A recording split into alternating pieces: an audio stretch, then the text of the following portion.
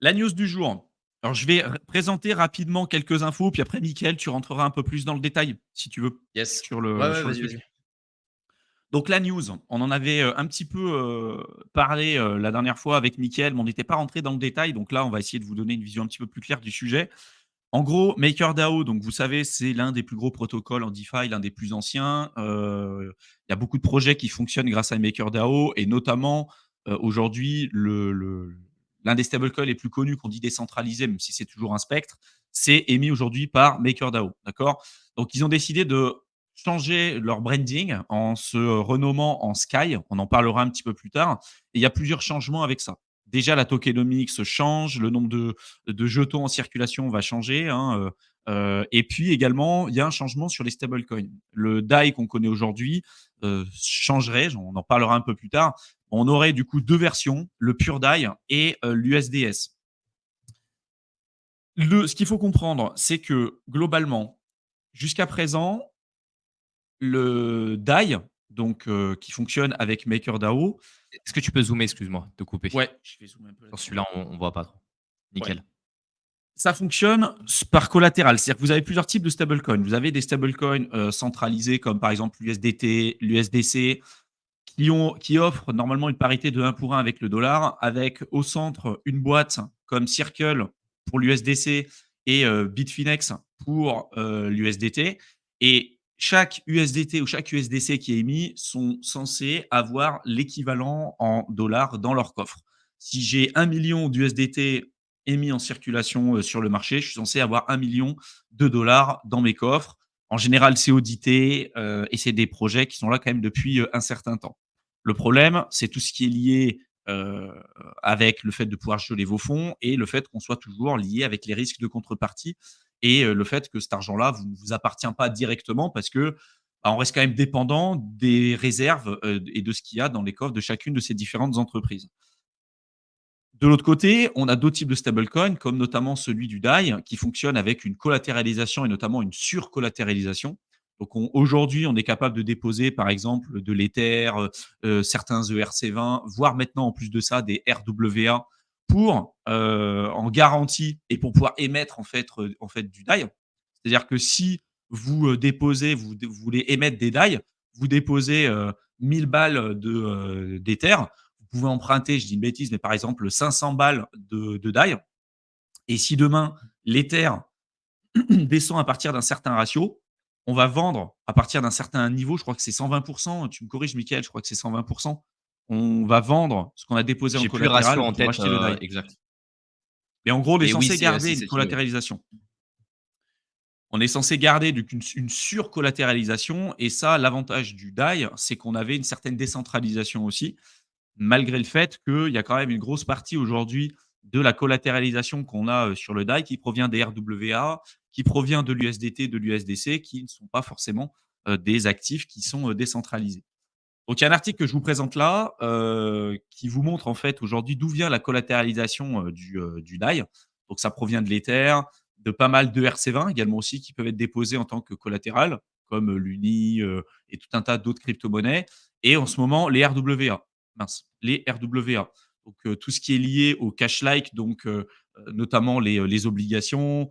Ça peut être d'autres actifs comme de l'immobilier ou autre, mais en tout cas, principalement aujourd'hui, c'est surtout lié à la gestion du cash et également à tout ce qui va être lié aux obligations. Ce qu'il faut retenir, c'est qu'avec le changement qu'on va avoir entre l'USDS et le Pure DAI, on y reviendra un petit peu plus tard, c'est que globalement, on aura une fonction freeze qui aura lieu avec l'USDS, d'accord? Ce qui ne sera pas le cas avec le Pure DAI.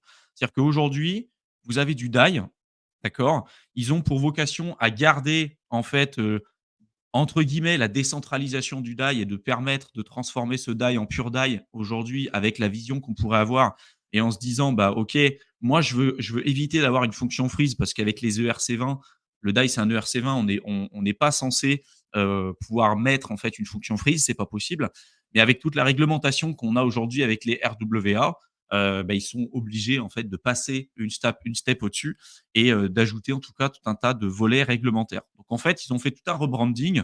MakerDAO ne s'appellera plus MakerDAO, s'appellera Sky et on aura la possibilité du coup entre guillemets de choisir entre le pure DAI, qui serait la suivi ou le prolongement de l'idée philosophique et l'idée de base du DAI et donc de sa décentralisation, en enlevant tout ce qui est collatéralisation avec les RWA et tout ce qui s'ensuit, et de ne plus qu'avoir la surcollatéralisation en Ether ou en ERC20, et sur celle-ci où on n'aurait pas la fonction freeze, et l'USDS, qui là, pour le coup, serait autre chose. Le volet plutôt réglementé des stablecoins et de Sky, anciennement MakerDAO. Vous pouvez suivre en fait à l'instant T sur un site que j'ai pas réussi à faire charger, mais qui s'appelle daistat.com. En fait, la collatéralisation du DAI à l'instant T qui change assez régulièrement, mais vous voyez qu'en fait, régulièrement, vous avez donc des RWA, vous avez des USDC et tout. Ce qui, quand les gens disent que le DAI est décentralisé, c'est pas totalement vrai. D'accord. C'est toujours des specs de décentralisation. Mais ça sera amené à changer. Là où ça a levé, il y a une grosse levée de bouclier, c'est notamment par rapport à la fonction freeze, parce que l'idée de base de DAI, c'était de dire, même aussi de MakerDAO et de la crypto, c'est de dire on évite les intermédiaires et tout ce qui faisait peur avec l'USDT et l'USDC, c'était de se dire on va essayer de se protéger un petit peu avec le DAI. Et le fait de le faire basculer avec l'USDS, avec la fonction freeze, forcément, il y a eu une levée de bouclier avec beaucoup de gens qui ont dit mais on comprend pas. L'idée de base, c'était pas de faire ça. Donc il y a beaucoup de gens qui n'ont pas forcément été très contents et il y a une vraie rupture en fait, avec la philosophie originelle du DAI. C'est ce que j'ai dit tout à l'heure. Donc, il y aura bien 2 versions. Mickaël vous en parlera un petit peu plus tard. Mais attention, même le fondateur de MakerDAO, qui s'appelle Rune sur Twitter, explique bien que le fait d'upgrader le DAI en fait en USDS, c'est optionnel, d'accord. C'est pas obligatoire, ça c'est bien optionnel. Et vous pouvez très bien décider de garder en fait vos DAI ou de les avoir en pure DAI. On en reparlera encore une fois un petit peu plus tard. Et seul l'USDS, qui est optionnel, aura la fonction freeze. Parce qu'il y en a beaucoup qui disent au final, ouais, le DAI, il y aura la fonction freeze et tout. Non, c'est vraiment 2 choses différentes. On aura 2 crypto-monnaies différentes. Et en plus de ça, j'ai vu qu'il y avait la question dans la section commentaires. Il y a d'autres projets qui soutiennent cette initiative, notamment AV qui vont lancer avec Sky ce qui s'appelle le Sky AV Force. En fait, c'est tout un tas d'autres types de protocoles DeFi qui vont permettre d'utiliser l'USDS et de partout ailleurs. Là où on s'interroge et on en parlera, on débattra un petit peu avec Mickaël, c'est le faux choix peut-être qui pourrait exister. C'est-à-dire qu'on nous dit, OK, on va avoir l'USDS et on va avoir le Pure DAI. Donc, il y a beaucoup de gens qui vont se dire, l'USDS, je ne vais pas l'utiliser, je m'en fous, et je vais rester sur le Pure DAI. Donc, si c'est comme ça, on peut se dire qu'a priori, on a le choix, vu que c'est une décision qui sera optionnelle. La réalité, c'est qu'il est possible aussi qu'il y ait une incentive ou un intérêt d'utiliser plutôt l'USDS que le Pure DAI, de par le fait parce que peut-être que la plupart des protocoles utiliseront l'USDS et pas le Pure DAI. Également aussi, peut-être que la liquidité sera très peu présente sur le Pure DAI et beaucoup plus sur l'USDS. Donc voilà, il y a toutes ces questions-là qui disent que théoriquement, oui, on pourrait avoir le choix. Dans la pratique, ils peuvent modeler ce choix un peu comme ils le souhaitent pour inciter les gens à aller vers l'USDS parce qu'aujourd'hui, pour moi, ils ont beaucoup plus intérêt à pousser les gens à aller là-dessus que vers le pure DAI. Parce qu'il y a aussi du business derrière, faut pas se leurrer, quoi. Je vais compléter justement avec quelques informations en partageant mon écran, parce que tu as donné pas mal de pistes de réflexion. Et juste pour bien remettre les choses dans leur contexte, il faut comprendre en fait que derrière MakerDAO, vous avez une DAO, une organisation décentralisée qui s'appelle Atlas, qui évolue et qui traite justement un peu toutes ces questions philosophiques. Sauf que ces questions philosophiques, elles sont régies quand même par un trilemme qui touche tous les stablecoins. On a le trilemme des blockchains et on a le trilemme des stablecoins. Je vous en ai déjà parlé à l'époque, mais globalement, le trilemme des stablecoins, c'est de résoudre le schéma suivant. Vous devez avoir en fait ce qu'on appelle l'efficience du capital, c'est-à-dire que tout ce que vous allez mettre en collatéralisation, il va falloir que vous puissiez en injecter un maximum en circulation. Quand vous avez 2 Ethers pour 2 Ethers en USD pour 1 $ de DAI, vous avez 50% d'efficience. Donc l'idée étant de se rapprocher le maximum des 100% d'efficience. Ensuite, vous avez la décentralisation. Est-ce que votre stablecoin va être décentralisé à travers tout un tas de nœuds et est-ce qu'il va être résistant à la censure? Et enfin, vous avez la stabilité du prix. Aujourd'hui, quand on prend un USDC ou un USDT, ils sont clairement ici, dans l'efficience de capital avec la stabilité du prix. Par contre, si on prenait le DAI, ils étaient beaucoup plus dans la décentralisation et dans la stabilité du prix, mais le capital n'était pas du tout efficient. Et donc, il faut que tout stablecoin rentre dans ce schéma-là. En fait, vous n'avez pas un stablecoin aujourd'hui qui n'essaie pas de résoudre ce trim-là et qui ne le fait pas forcément d'une manière ou d'une autre. Quand on va aux sources des informations, il faut absolument reprendre les postes d'origine. Parce que quand on prend des postes qui ont été traduits ou des postes qui ont été réécrits, bah, potentiellement, on perd un paquet d'informations. Rien de mieux que d'aller chercher sur le forum de MakerDAO. C'est là où vous avez les annonces officielles, en fait, sur l'évolution de l'USDS, du Sky, de Maker et autres. Pour faire un rappel très simple, pour MakerDAO, vous avez une crypto qui s'appelle le MKR. Et on avait le DAI qui était émis via la collatéralisation de l'Ether et d'autres actifs dont Thibaut vous a présenté les différents éléments. Dans la nouvelle mise à jour qu'il va y avoir à partir du 18 septembre, on va avoir deux mises à jour majeures. On va voir le DAI qui peut être transformé en USDS et le MKR qui peut être transformé en Sky. Et je dis bien qui peut parce que c'est vraiment optionnel, comme Thibault l'a dit, et c'est écrit à l'intérieur du post que c'est optionnel. Alors, hop, je recherche le. Ah, ouais, ça c'est. Voilà. L'upgrade est vraiment optionnel. Donc ça, il faut bien se le rappeler, c'est hyper important. Après, il y a plusieurs éléments qui vont être déployés. C'est-à-dire que, par exemple, la conversion USDS DAI, elle se fait pour un ratio 1 pour 1. Et il sera même possible de convertir en fait des USDC vers de l'USDS. Ils essaient d'attirer un maximum de personnes. Pour faciliter cette transition et le rebranding, ils ont sorti un site qui s'appelle sky.money. Faites attention parce qu'il va y avoir plein d'arnaques en fait qui vont être tournées autour de ça. Et ils incitent un maximum de personnes à faire cette migration en offrant derrière tout un tas de tokens pour les inciter justement à migrer au fur et à mesure. Et si vous êtes dans les premiers à vous inscrire avant la migration, vous aurez le double de récompense sur le premier mois. Donc ça, c'est une première chose. Ensuite, vous aviez Spark. Spark qui était un produit qui permettait d'obtenir du rendement sur le DAI avec ce qu'on appelle le SDAI. Bah, ils le regroupent en fait dans l'écosystème et ils vont appeler ça en fait des stars. C'est leur mécanique, c'était un peu comme les sub-DAO. Et en fait, le protocole Spark va avoir une nouvelle crypto qui va sortir, qui va s'appeler le SPK, qui sera un token de gouvernance. Et en fait, il va y avoir plein de petits écosystèmes. Et ce qu'ils expliquent derrière cette migration de Maker vers Sky, c'est que c'est de la migration et l'atteinte d'un objectif de créer tout un écosystème complet pour les personnes dans le secteur des crypto-monnaies. Et là, on a d'autres produits qui arrivent et qui sont déjà en place, par exemple comme la fonction Lend sur Spark, la partie airdrop dont je vous parlais au préalable, qui sera aussi viable chez Spark, et les différentes allocations. Donc là, je vous invite à aller regarder ce post-là si vous voulez en savoir un petit peu plus. Par contre, toutes ces informations, elles ont levé tout un tas de questions. La première, c'est sur toutes les blockchains, dont Gnosis, qui utilisent du XDAI pour payer directement les frais de gaz. Ils vont être bloqués à travers cette migration. Donc, il va falloir faire un choix. Et aujourd'hui, ils disent que cette migration, comme on le disait, elle est optionnelle. Et en fait, quand on creuse un petit peu la philosophie et la politique qu'il y a derrière, il y a deux entités qui sont en train de se séparer. On a d'un côté l'USDS et l'autre côté le Pure DAI, dont Thibaut vous a parlé. Pourquoi? Parce que si on reprend le trilemme des stablecoins, on a d'un côté, en fait, un produit qui va avoir pour vocation d'être peg en permanence pour un avec le dollar. Parce qu'ils estiment que la collatéralisation avec de l'Ether, bah, aujourd'hui, potentiellement, s'il y a des grosses fluctuations de marché, ça peut dépeg. On peut avoir une décorrélation de un pour un avec le dollar.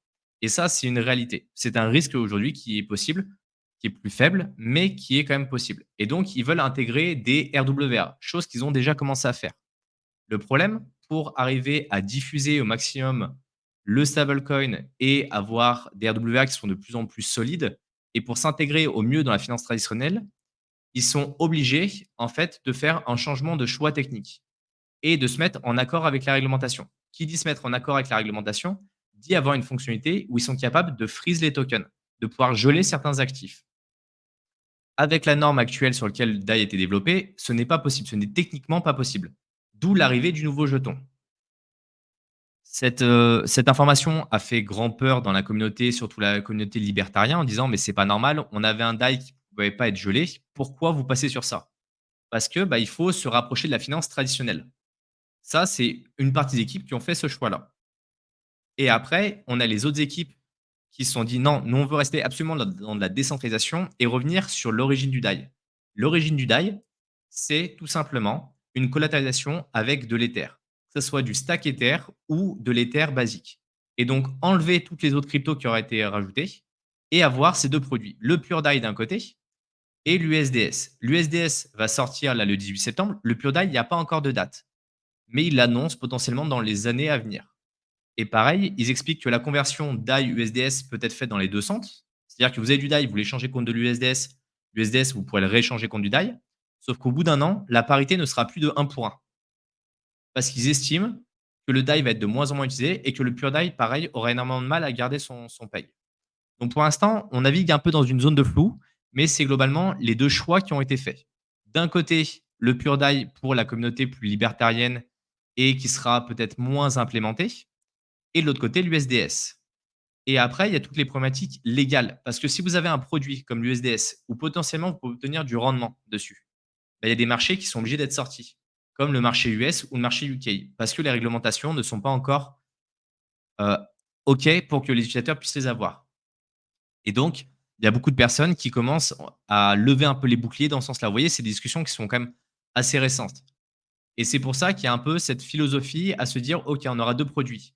Mais comme le disait Thibaut, aujourd'hui, quand on prend AAV, bah, ils vont supporter le SUSDS, qui sera, l'USDS qui obtiendra du rendement. Par contre, il n'y a pas d'annonce sur le Pure DAI. Et il y a ce conflit aujourd'hui, plutôt intellectuel, plus que technique, qui va faire que ça va se séparer en 2 produits. C'est littéralement ce qui se passe quand vous avez une divergence d'opinion sur des très gros projets, vous avez un hard fork. C'est ce qui s'est passé entre l'Ether et l'Ether classique. C'est ce qui s'est passé quand l'Ether a merge vers le proof of stake. Vous avez tout un tas de produits et la branche principale, c'est celle qui survit et c'est celle qui va avoir le plus d'utilisateurs. Et de mon point de vue, le Pure DAI va être utilisé un petit peu de côté, mais c'est surtout l'USDS qui va être poussé parce que c'est dans leur intérêt de le pousser et qu'ils veulent absolument le démocratiser au plus grand nombre. Mais donc, il faudra accepter en fait qu'il y aura cette fonctionnalité.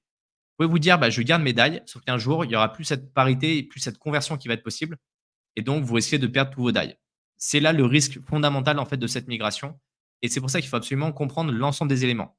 Et je vous invite vraiment à aller sur le forum officiel de MakerDAO et que vous allez lire les discussions. Vous allez lire les posts qui ont été faits. C'est des posts qui ont été faits par le fondateur, hein, vous voyez, Rune, et de comprendre vraiment en profondeur pourquoi ils choisissent de faire ça de cette manière-là. C'est qu'aujourd'hui, ils sont arrivés à une limite technique et qu'ils sont obligés de basculer. D'où le rebranding, d'où l'apport des nouvelles fonctionnalités et l'envie de faire croître l'écosystème. Après, du coup, ce que disait, Bisca, par exemple, il dit donc l'USDS, c'est un DAI encore moins décentralisé. Vous conseillez lequel du coup? Toi, à titre personnel, avec ce que tu vois là, tu déciderais d'aller principalement sur quoi? Et pour quelle raison? Si tu veux avoir un stablecoin qui garde bien sa parité, l'USDS. Pourquoi? Parce qu'en fait, on l'a vu avec l'USDC et l'USDT qui ont d'autres travers en termes de collatéralisation, qui ont d'autres problématiques sur gelé et autres. Mais je me dis que si tu ne trafiques pas dans des choses qui sont un petit peu bizarres, si, tu peux avoir accès à tout un tas de protocoles, s'il n'y a pas de chance que tu te fasses geler l'intégralité de tes fonds parce que tu as plusieurs stablecoins, tu peux te permettre de l'utiliser. D'un point de vue philosophique, je te dirais le pure DAI, sans hésiter. Le problème, c'est que le cas d'utilisation et la parité sont un risque aujourd'hui pour un stablecoin qui sont assez énormes. Et se dire: «J'ai un stablecoin que je peux utiliser nulle part sur aucune plateforme centralisée ou que je peux utiliser, sur 3 Proxy Exchange», bah, ça va te bloquer, en fait, au quotidien. Et c'est plutôt les freins qui vont être engendrés que réellement l'aspect philosophique. Et aujourd'hui, l'USDS sera celui qui sera accepté pour moi par le plus grand nombre. Même s'il y a cette contrainte-là. Tu prends l'USDT, l'USDC, on sait tous qu'ils ont déjà gelé des adresses. On sait tous que des fois, il y a des rapports où on s'est dit: «Ah tiens, c'est un peu bizarre», on ne sait pas si c'est bien clair, on ne sait pas si ça n'a pas été un peu pipoté.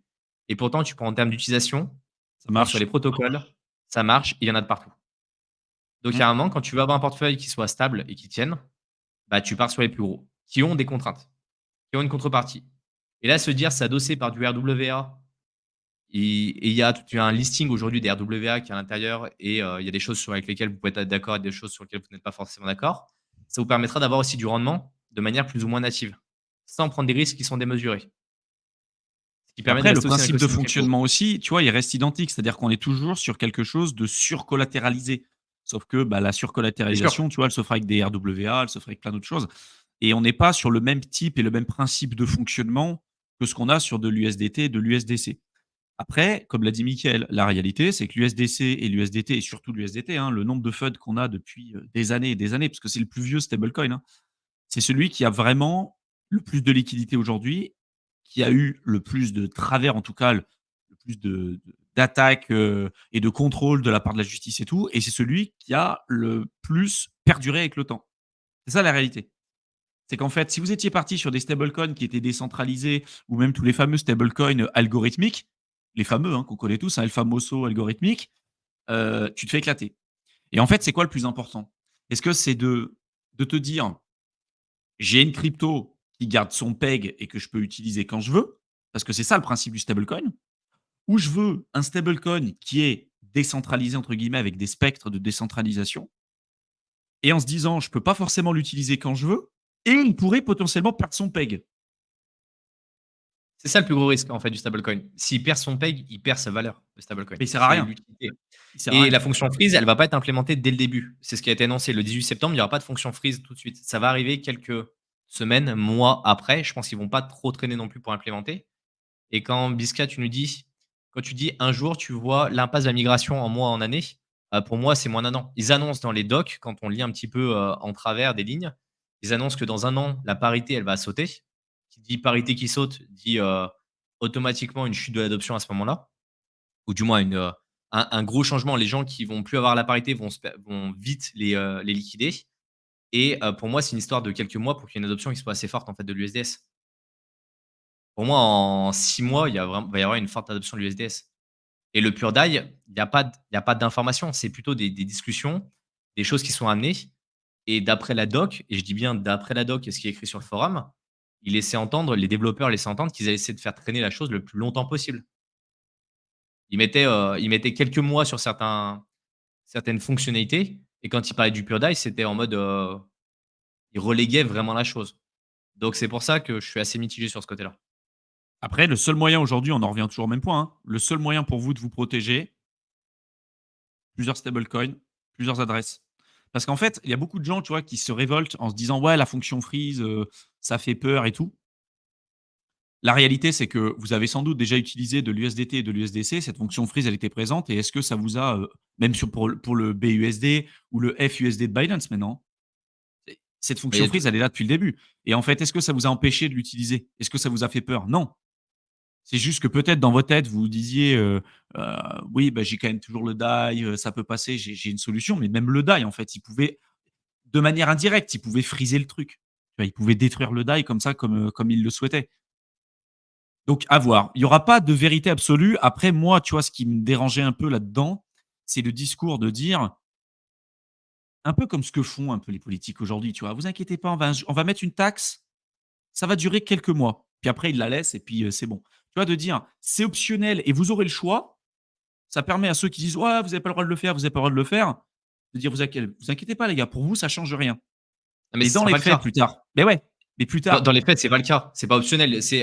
C'est optionnel durant, 1 an au max, parce que, exactement, pour moi, c'est la parité. exactement. C'est optionnel tant qu'il y a de la parité. Le jour où il y a plus de parité, c'est pas optionnel du tout, en fait. C'est, Bah, c'est ça, soit puis tu gagnes après tes c'est fonds, soit tu les en perds. termes d'adoption aussi. Ah C'est oui. qu'en fait, tu te retrouves avec un stablecoin qui est utilisé nulle part, où tu peux même pas l'envoyer sur Binance pour l'échanger, où tu peux même pas l'envoyer sur Uniswap, tu peux rien faire. C'est bien beau, hein.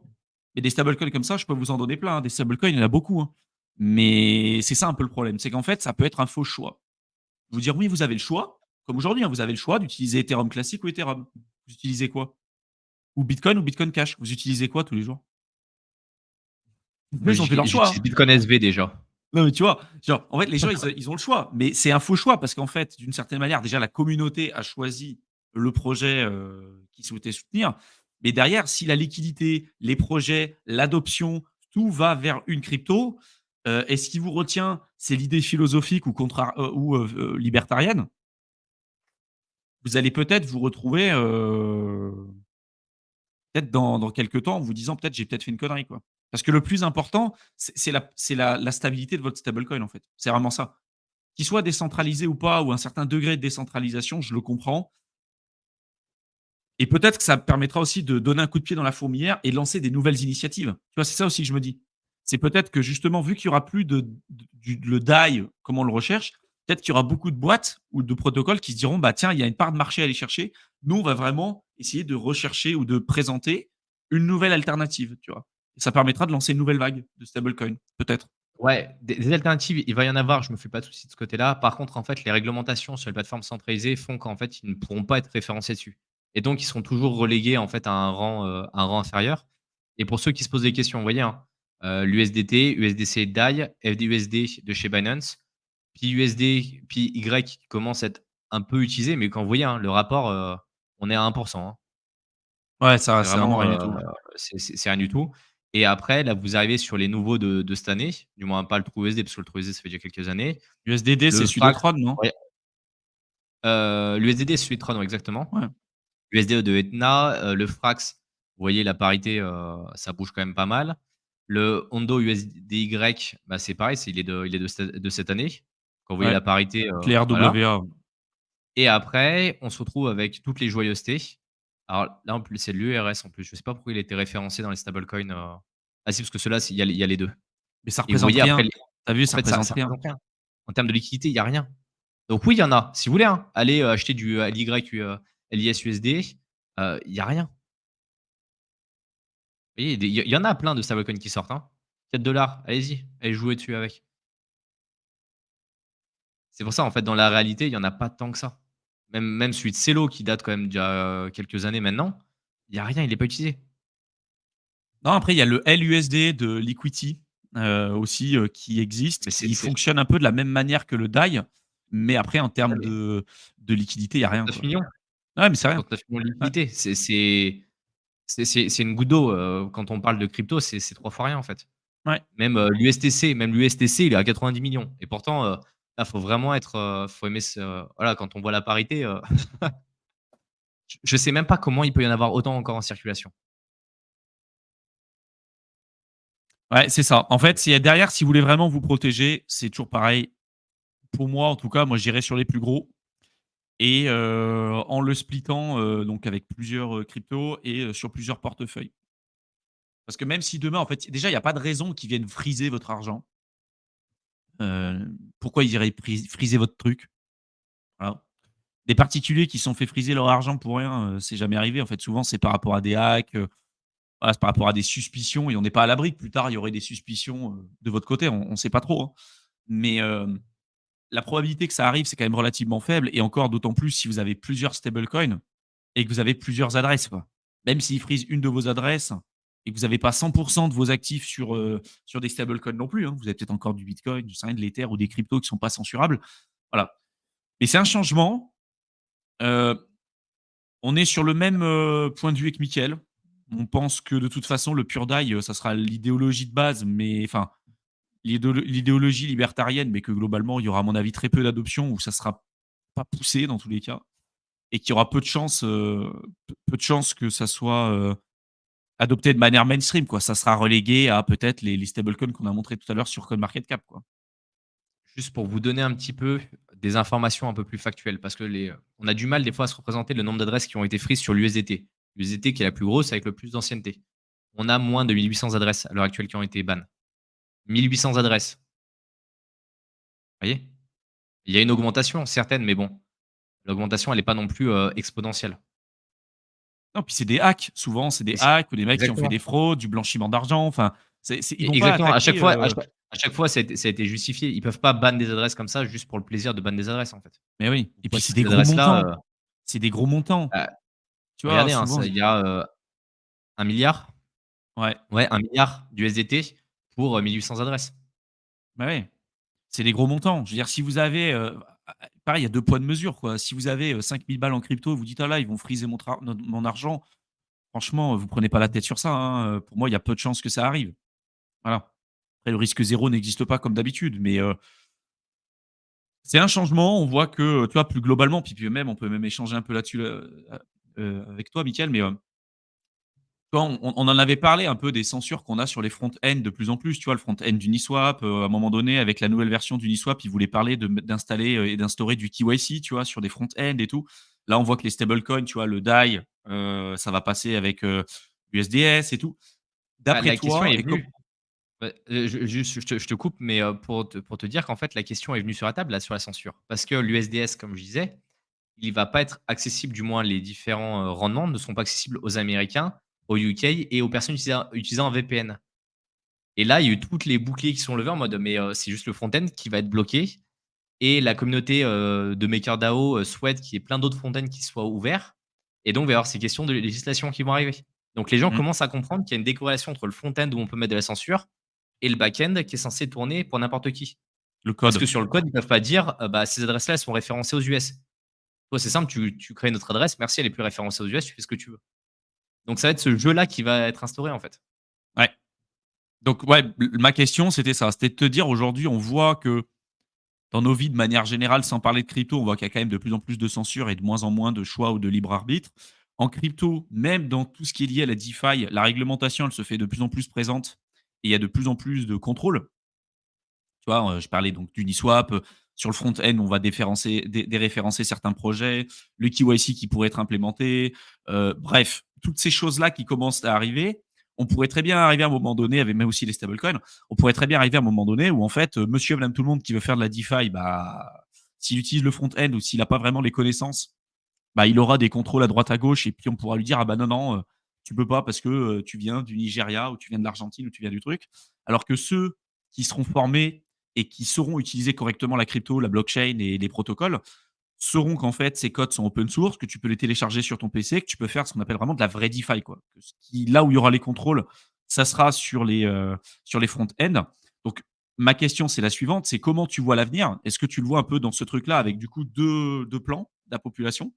Tu vois, les newbies un peu, qui iront dessus, puis au final, où là où tu auras la plus grosse adoption, parce que monsieur et madame tout le monde, en fait, ça représente la majorité et les gens un peu comme nous, qui utiliseront les protocoles, de la manière dont c'est normalement censé l'être, mais il y aura pas énormément d'adoption parce que la barrière technique et technologique sera trop importante, tu vois? Pour moi, les personnes qui vont arriver sur le marché des cryptos, elles iront d'abord sur les plateformes centralisées. C'est le cas et elles resteront sur ces plateformes centralisées. Celles qui seront un petit peu plus à l'aise avec l'informatique et avec la DeFi iront sur les plus grosses plateformes, les Uniswap et autres, mais en utilisant les front-ends principaux. Et les personnes vraiment en marge, ceux qui maîtrisent vraiment la DeFi, ceux qui ont appris le fonctionnement et qui veulent en profiter pleinement, ou ceux qui ont des censures trop importantes, iront sur des produits soit hébergés chez eux, soit sous forme de système de miroir, où on va déployer des interfaces qui seront accessibles à n'importe qui. C'est un petit peu les modes de fonctionnement sur les téléchargements illégaux. La plupart des personnes, ils vont sur internet, ils tapent, film, je sais pas quoi, streaming. C'est pas une incitation à faire ce genre de choses, je vous le rappelle bien parce que du fait que j'ai une carrière en cybersécurité, on peut me taper dessus pour dire des choses pareilles. Donc juste je le rappelle, voilà, c'est illégal de faire ça, de consulter du contenu qui ne vous appartient pas ou dont vous avez pas les droits. Bon, enfin bref, la plupart des personnes, il y a une offre légale, ils vont utiliser, par exemple, je sais pas, Netflix, Amazon, là, je j'ai plus le nom d'Amazon, Disney+ ou autre. Après, tu vas avoir des personnes qui veulent pas forcément payer, qui ont un peu plus de compétences, qui vont aller sur internet, qui vont taper des trucs de streaming, qui sont des gros sites qui vont se faire fermer, hyper régulièrement et qui vont être censurés. Et après, tu vas avoir des personnes qui vont traîner sur des endroits qui sont plus ou moins suspects pour récupérer des liens et pour, se partager des fichiers avec des choses en one click, avec des choses temporaires. Et bah, pour moi, c'est exactement la même chose sur internet que dans les secteurs des cryptos. C'est-à-dire qu'on va voir la masse qui vont arriver plateformes centralisées. Ceux qui maîtrisent un peu plus, qui vont aller sur, des Uniswap et autres, des grandes têtes de gondole qui vont être censurées, parce qu'elles seront obligées d'être censurées si elles veulent être, adoptées dans la finance traditionnelle. Et après, il y aura toujours cet aspect, deep, dark, où, les personnes viendront faire un peu ce qu'elles veulent. Mais ça sera pour moi vraiment en marge. C'est un peu comme l'utilisation de certains protocoles qui sont complètement opaques. Ça sera toujours en marge de la grosse population, en fait. Et donc tu penses que les opportunités en fait qu'on aura sur la DeFi, parce qu'il y en aura de partout, hein, mais que ce soit via le biais avec la censure ou sans censure, tu penses que les rendements, les opportunités seront identiques en termes de rendement, toutes ces choses-là? Ou finalement, il y aura quand même une différence et qu'il y aura un intérêt pour encore monsieur et madame tout le monde, tu vois, aujourd'hui, de se dire: «J'ai un intérêt à me former, j'ai un intérêt à comprendre comment ça marche», parce que même si demain il y a une censure ou quelque chose, bah, je pourrais quand même aller saisir des opportunités, tu vois? Parce que la barrière En fait, technologique sera importante. il y a 2 aspects. Le premier dont tu as parlé, c'est l'aspect rendement. L'aspect rendement, si on prend la philosophie que j'ai exposée au préalable, c'est uniquement le front-end qui va être différent. Donc, c'est-à-dire que le produit sous-jacent sera exactement le même.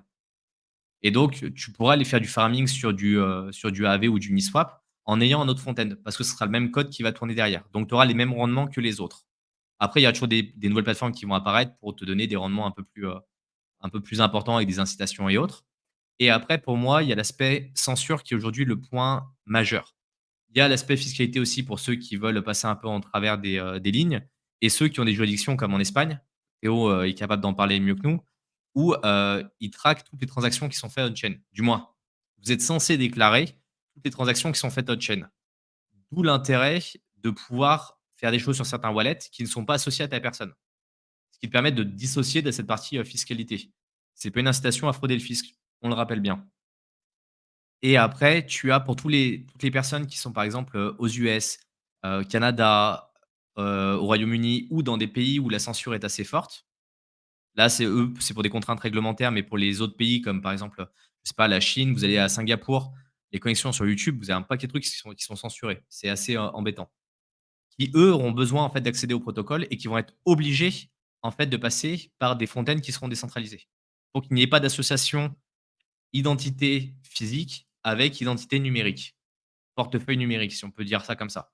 Donc pour moi, il y a ces 2 aspects-là. Le côté rendement, je vois pas pourquoi il serait différent, il serait meilleur sur la partie, profond, même s'il y aura des opportunités qui seront saisissables comme aujourd'hui uniquement par les personnes qui le maîtrisent, parce qu'on pourra empiler un certain nombre de protocoles.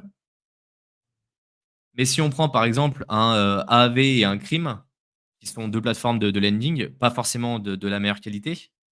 Mais pour moi, il y aura pas une grosse différence de rendement entre les 2. Tu vois? C'est pas ça qui va se faire. Par contre, te dire: «Bah, je vais prendre sur AV, après je vais remettre là et je vais remettre là et je vais pouvoir réutiliser là et puis je vais jouer sur différents front-end, je vais mettre des stratégies qui sont beaucoup plus poussées». Là, oui, il faudra avoir les compétences. Mais comme c'est déjà le cas aujourd'hui. Pour moi, cette situation, elle va être la même, elle va être similaire. Le côté rendement va être similaire. Par contre, le côté accès à ces plateformes-là va être complètement différent au fur et à mesure que la censure va s'instaurer et que les Ouais, c'est KYC plus et ça. autres vont s'instaurer. C'est plus l'accès, enfin l'accessibilité en fait aux différents C'est ça. outils, parce que ça reste des outils, quoi. Si demain en fait, la seule chose que vous savez faire, ce qui est pas le cas en fait pour beaucoup de gens, parce qu'en fait il y a beaucoup de gens qui se blâment, qui disent: «Ah là là, si Uniswap en gros le front-end ferme, il ne savent plus faire grand chose». Mais il faut déjà comprendre que déjà des gens qui investissent, il y a très peu de gens. Des gens qui investissent en crypto, il y en a encore moins. Des gens qui font de la DeFi, c'est encore moins, et des gens qui sont capables après d'aller, contourner les front-end et faire tout un tas de trucs, il y en a encore moins. Donc en fait, c'est juste une, une marche supplémentaire à aller, éventuellement gravir. Mais comprenez que là, on est clairement dans une modification ou un peu plus de contrôle qu'on voit dans la crypto, avec une clarification juridique aussi, hein. Le lancement des ETF, c'est pas pour rien non plus, hein. Ça a permis de clarifier aussi beaucoup de choses, tu vois, de dire, bah tiens, le Bitcoin, c'est une commodities, l'Ether, c'est une commodities aussi, c'est pas considéré comme étant une securities. Donc, tout ça va faire qu'il va y avoir des profonds changements, et ça ne vient pas et ça n'arrivera pas sans contrôle. Après, des contrôles, c'est comme tout, ça ne veut pas dire que ça vous empêchera d'utiliser l'outil. Regardez, on dit tout le temps, bah, voilà, vous voulez, enfin, ils veulent contrôler, l'achat, la vente de drogue ou ce que vous voulez, où c'est interdit de faire de la vente de drogue. Ça n'a jamais été aussi profitable, tu vois? Tu en as toujours de partout. Après, c'est savoir le curseur, où est-ce que vous allez le mettre pour vous, et en vous disant: est-ce que vous êtes capable demain, est-ce que si demain, ils décident de mettre un KYC sur Uniswap ou sur les grosses plateformes de lending, de borrowing, ce que vous voulez, si derrière vous ne pouvez plus rien faire parce que, il y a ce KYC, est-ce que ça vous convient? Il y en a pour qui ça peut très bien convenir, et c'est très bien. Il y en a pour d'autres, pour qui ça peut être un frein, et moi je pense que nous, Mickaël, on est vraiment, tu me corriges si tu es pas d'accord avec moi, mais nous, on a toujours été dans le prolongement de l'idéologie de base de la crypto. Le fait d'être vous-même les détenteurs de vos cryptos, le fait de ne rien laisser sur des plateformes centralisées, le fait de les éviter, et faire en sorte de contrôler tout ce qui est, ce qui va vous censurer, et cetera, et cetera. Le fait de devenir autonome et tout. Tout ça, c'est le prolongement en fait de l'idéologie de base, mais ça représente une minorité. Monsieur, madame, tout le monde, quand ils viennent en crypto, ils s'en foutent de l'idée libertarienne, ils s'en foutent de la résistance à la censure, ils s'en foutent de toutes ces choses-là. Ce qu'ils veulent, c'est gagner de l'argent, et qui plus est rapidement, en faisant le moins d'efforts possible. C'est ça qu'ils recherchent. Et donc, nous, on sait très bien que notre, on va dire notre discours, notre manière de raisonner et la manière aussi de présenter les choses va pas aller dans tu vois, va pas, raisonner, pour, monsieur et madame tout le monde. Par contre, moi, en tout cas, à titre personnel, je reste intimement convaincu que il y a un vrai intérêt aujourd'hui de se former à ces sujets-là, d'être capable de se dire: «Tiens, s'il y a, un KYC sur des plateformes, comme Uniswap et tout, que vous soyez capable, vous, de l'utiliser parce qu'il y aura des rendements, il y aura des choses intéressantes à faire» et que c'est justement parce qu'il y a toutes ces barrières technologiques aujourd'hui qu'il y a autant de possibilités. Si demain, on facilite l'accès avec juste du point and click, hein, tu tu cliques sur un truc, tu fais des stratégies de DeFi avec du double, du triple lending et du machin, les opportunités seront parties. Donc d'où l'intérêt de vous former et de devenir autonome dans ce que vous faites, de ne faire confiance à personne. Parce que plus on va avancer, plus il va y avoir des phénomènes un peu comme ça. Et malheureusement, ceux qui ne seront pas suffisamment formés auront de très grosses difficultés à naviguer là-dedans. Donc, si vous voulez vous former, vous avez Crypto Investisseur dans la barre d'infos, qui a pour objectif, en plus de 50 heures de contenu, à vous rendre autonome dans vos investissements et de vous développer votre esprit critique et votre esprit contrariant dans la crypto. Et ensuite, ceux qui veulent suivre ce qu'on fait avec Michael à l'instant T, donc les projets qu'on a en portefeuille, notre allocation d'actifs, les stratégies DeFi qu'on fait, quand est-ce qu'on achète, quand est-ce qu'on vend, et cetera, vous avez le programme d'accompagnement avec à chaque fois sur chacun des 2 liens, une vidéo explicative d'une vingtaine de minutes qui vous explique en détail ce que vous retrouverez à l'intérieur. Vous avez les 2 liens dans la barre d'infos, donc n'hésitez pas à y jeter un coup d'œil. Pour revenir sur les éléments que tu as cités, là, on est totalement d'accord sur le fond. En fait, moi, c'est un milieu que j'ai côtoyé énormément dans le milieu de la cybersécurité, où vous avez des personnes qui sont aux 2 extrêmes. C'est-à-dire que vous avez des personnes qui croient dur comme fer à la partie éthique, à la partie ouverture d'esprit, à la partie échange, à la partie, tout doit être accessible à tout le monde. Vraiment, il y a un aspect communautaire qui est hyper important et vous avez des personnes qui sont à l'opposé en mode, bah, il y a des secrets d'État à protéger qu'il faut arriver à verrouiller, auxquels personne ne doit avoir accès. Donc j'ai énormément navigué moi dans ce domaine-là, où au début j'étais vraiment dans une idée que tout devait être hyper ouvert, tout devait être hyper accessible et autres. Et avec le temps, vous apercevez que vous êtes obligé de réajuster votre curseur. Et c'est un petit peu la problématique entre le Pure DAI et l'USDC. C'est-à-dire que d'un côté, vous avez le monde économique dans lequel vous évoluez, vous avez des contraintes, vous avez des barrières légales que vous devez arriver à surmonter ou avec lesquelles vous devez jouer, et vous avez votre côté philosophique. Il y a des personnes, moi, qui sont venues lorsque je recrutais en cybersécurité, qui m'ont dit: ben moi, je ne veux pas travailler pour eux, eux, eux, eux, eux». Je lui dis: «Bah, très bien, bah, tu ne travailleras pas pour nous». Parce qu'en fait, nous, on ne choisit pas nos clients et on travaille dans ces secteurs-là, et ces secteurs-là, bah, potentiellement, tu n'es pas en accord avec tout ce que fait la boîte. Mais ton métier, c'est de sécuriser ces acteurs-là, c'est pas d'avoir la philosophie qui va avec. Ça ne convient pas à tout le monde, ce discours, et je suis prêt à l'entendre et je le comprends parfaitement. Par contre, dans la vie, il y a un moment où vous devez faire des choix. Si vous voulez avoir une vie totalement, libertarienne au maximum, bah, vous allez devoir faire tout un tas de compromis sur tout un tas de choses du quotidien que vous allez vouloir utiliser. Si, par exemple, vous ne voulez pas avoir de compte en banque parce que, la finance tradie, c'est mal, bah, vous allez vous apercevoir que pour pouvoir vivre dans un monde dans lequel tout est régi par la finance traditionnelle, c'est assez compliqué. Il va falloir que vous alliez vous enterrer au fin fond d'un pays où on fait encore du troc, dans certaines régions, pour arriver à fonctionner. Mais c'est là que vous vous coupez de toutes les nouvelles technologies, de tout ce qui va avec. Et bah, c'est exactement la même chose. Et comme tu dis, Thibaut, il y a beaucoup de personnes qui ne sont pas du tout intéressées par cette idéologie-là, qui arrivent uniquement pour faire de la spéculation. Et grand bien leur face. Parce qu'en fait, ces personnes-là, souvent, elles sont débutantes, elles ne se forment pas, et c'est notre exit liquidity lorsqu'il s'agit de sortir du marché. Et à côté de ça, il y a des personnes qui croient en la philosophie, mais qui comprennent qu'il y a certaines contraintes techniques et qu'il faut avancer, qu'il faut apprendre, qu'il faut se former pour pouvoir évoluer et pour pouvoir réussir. Et pareil, on est capable de les accompagner pour les personnes qui ont vraiment cette motivation et qui ont envie de réussir. Pour les personnes qui sont juste là pour faire un coup de poker, ça peut marcher sur un coup de chance, mais c'est pas reproductible. Et là, elles se feront avoir en fait derrière. On va reprendre peut-être des Ouais. questions. Ce qui dit: «Que pensez-vous du stablecoin RSV qui a corrélé une partie de ses actifs au DAI? Est-ce un danger pour le RSV ou le RSV peut-il devenir un stablecoin prioritaire?» Alors, il y a énormément en fait de stablecoins qui se développent, qui essaient de se collatéraliser avec d'autres stablecoins et autres. Ce qui ne veut pas dire que c'est de la bonne qualité. Vraiment, faut faire très attention à ça.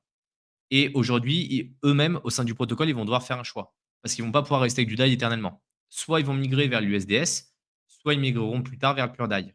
Et donc, ça dépendra de ce qu'ils vont faire. Et donc, s'ils migrent vers l'USDS, potentiellement, ils s'exposent à la fonctionnalité de freeze. Le DAI, pendant longtemps, il y a eu l'USDC, en fait, comme collatéralisation. Ils avaient accepté le fait que potentiellement, quelqu'un pouvait geler et donc impacter le DAI. C'est une stratégie. Pour moi, se dire que parce qu'on est collatéralisé par un stablecoin qui est important du marché, on est sur un stablecoin de qualité, c'est pas du tout le cas. C'est 2 choses complètement différentes, en fait. C'est juste une couche supplémentaire sur un produit sous-jacent.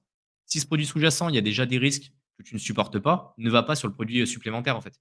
Tu veux juste empiler les risques et ils vont se démultiplier. Ouais, puis vraiment regarder l'historique de votre stablecoin, depuis quand il a été là. Est-ce que enfin, avant d'investir sur un stablecoin, moi, en général, ce que je fais, c'est que ou d'investir, parce que vous investissez pas, vous essayez de vous protéger. En fait, c'est ça, un stablecoin, c'est censé vous protéger, d'accord? C'est vraiment la base. Vous protéger notamment des risques de baisse. Moi, quand je décide de placer une partie de mon capital sur un stablecoin, c'est que j'ai déjà un historique de sa capacité ou de sa propension à maintenir ce peg, même dans des moments de stress. C'est-à-dire en gros bear market, quand il y a des liquidations un peu de partout sur des protocoles DeFi ou ce que vous voulez, même s'il y a des fluctuations, parce que ça reste un actif avec des possibilités d'arbitrage aussi, hein, d'accord? Ça, j'en ai beaucoup parlé sur YouTube. Mais, partir du principe que si vous mettez votre argent pour vous protéger, alors que votre stablecoin, il est sorti il y a 6 mois et qui plus est, en plus, en bull run, pour moi, c'est une erreur. C'est une erreur Bah, et il y en aura beaucoup, hein. justement, quand on regarde l'ancienneté, il a déjà 4 ans, mais en fait, il a eu un dépeg, qui était sévère. Et la question, c'est pourquoi il y a eu un dépeg? Parce que là, un dépeg, des fois, de quelques centimes, Il est ça peut descendu arriver. jusqu'à Là, un combien là? dépeg il est descendu à 7 centimes, en fait. Ah oui, d'accord. Et là, eu après, derrière, ça a été, Ah, il est à monté après à 2 $1,37. balles. Ah Donc ouais. en fait, là, il y a eu un gros problème. Je ne sais pas ce qui s'est passé sur ce stablecoin, mais il y a eu un gros problème. Et moi, un stablecoin qui a d'un point de vue historique un schéma comme ça, Moi, j'y vais pas je dessus. m'en méfie comme de la peste, hein. Je vais pas dessus. Et puis, 28 millions de circulating supply, tu vois? Après, il faudra des et regarde et le marché, Getio, place Getio, de ouais, mais marché. non, non. Et c'est bon. Tu vois? Moi, Des j'irai en pas fait, dessus. pour moi, là, il y a tous les indicateurs qui font qu'en fait, c'est quelque chose qui peut-être que le projet derrière est intéressant et je suis prêt à aller le creuser.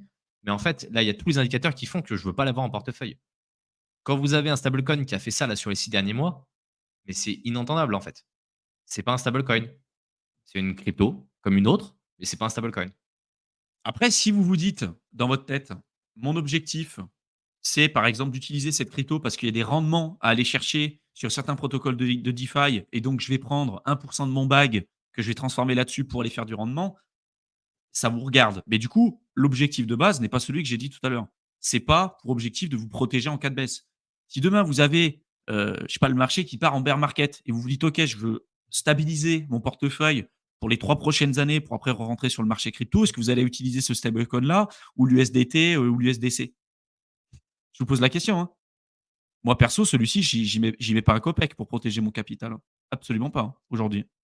Est-ce que ça veut Même dire que avec plus tard il Abaton, j'y sera touche pas. ouais. Est-ce que ça veut dire que plus tard, il sera intéressant? Peut-être, j'en sais rien. Il y a tellement de stablecoins aujourd'hui. En fait, pourquoi aller, s'emmerder à prendre un risque qui est énorme, alors qu'on a des choses aujourd'hui qui fonctionnent, quoi? Tu vois? C'est que tu te dis: «Si je vais sur une crypto plutôt qu'une autre, un altcoin, c'est pour aller chercher plus de rendement et pour surperformer le bitcoin et l'ether». Pour un stablecoin, si tu vas sur celui-ci, c'est éventuellement pour aller faire du rendement sur des protocoles qui offrent ce truc, avec à mon avis des pourcentages qui sont complètement, biaisés. Mais éventuellement, c'est pour faire ça. Mais si c'est pour te protéger, tu prends beaucoup plus de risques pour faire moins bien. Je vois pas l'intérêt. Je ne comprends pas l'intérêt. Bah, surtout que j'ai regardé là sur DeFi il y a pas de rendement dessus. Du moins, ils mettent pas de plateforme sur laquelle tu peux faire du rendement. Donc, Donc il y a c'est aucun vraiment, intérêt. Je ne comprends pas, à part peut-être pour te dire: «Ah j'adore l'aspect technologique». Mais là pareil, mais tu c'est un investis pas dessus. problème. Bah oui, Mais tu c'est un investis pas problème. dessus. Tu Ah oui. peux avoir des projets qui t'intéressent d'un point de vue, techno, mais qui sont pas intéressants d'un point de vue spéculation. Et après Nicolas qui dit: «De toute manière, mis à part USDT, USDC, pas de stablecoin sécurisé». Bah si, il y a le DAI. Justement, c'est un peu le sujet de c'est un peu le sujet de ce live. Le DAI fait partie des stablecoins qui sont vraiment fiables en fait sur Tu le les long suites terme. Binance aussi, tu as suite Binance, Oui, bah, là, ils sont en train de rapporter des liquidités avec le temps, mais le BUSD effectivement était stable. Il était stable, il était backé à peu près correctement, du moins jusqu'à que Paxos se fasse épingler. Donc, si, il y a quelques produits aujourd'hui qui sont fiables. Il n'y a pas que USDT, USDC. et fiable, c'est toujours pareil, c'est vraiment à mettre avec des guillemets et en le prenant avec un spectre parce que c'est fiable jusqu'au moment où ça l'est plus, quoi, hein. C'est ça aussi le problème en crypto. Donc Exactement.